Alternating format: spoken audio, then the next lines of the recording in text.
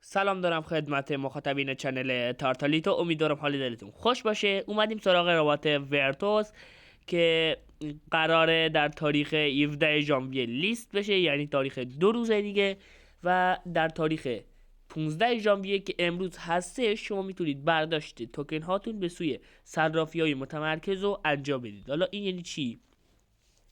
اینجا یه گزینه هستش که زمانی که شما این تسک ها رو انجام بدید، تسک های این قسمت اول باید انجام بدید تا گزینه های پایینی براتون فعال بشه. خب این کامپلیت آل تسک رو بزنید، اولی باید عضو چنل تلگرامیشون بشید، دومی عضو چنل ورتوسشون بشید، و سومی و چهارمی هم که یکیش باید تراکنش تون انجام بدی و اینجوری خیلی راحت میتونی اینا رو انجام بدی. خب این 4 تا تسک رو که انجام بدی، این قسمت پایین براتون باز میشه. خب این قسمت رو که باز کرد، اینجا شما میتونید برداشت به سوی صرافی های متمرکز رو انجام بدید، مثل صرافی های بیتگت، اوکی ایکس و اینا. صرافی رکیف پولا توجه داشته باشید، اینا رو اشخاصی که حالا خارج از کشور هستن یا احراز هویت دارن میتونن بکنن، یه کسی براشون انجام میده، میتونن به اونا واریز داشته باشن. همین الان میتونن به اونا واریز کنن.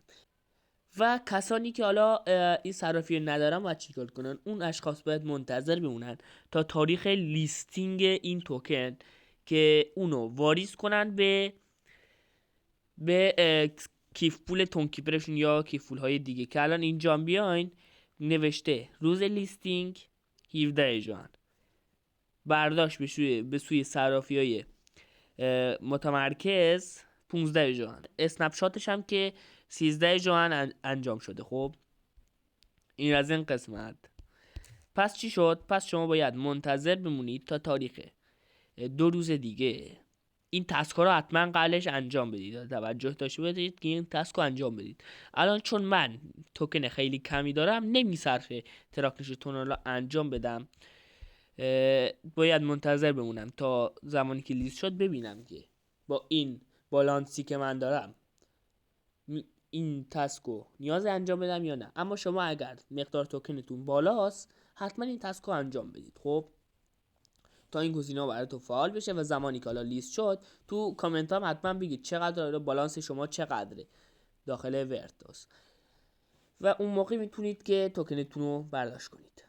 خب امیدوارم که از ویدیو لذت برده باشین. ویدیو رو لایک کنید، چنل هم سابسکرایب کنید، زنگوله بغلش هم بزنید.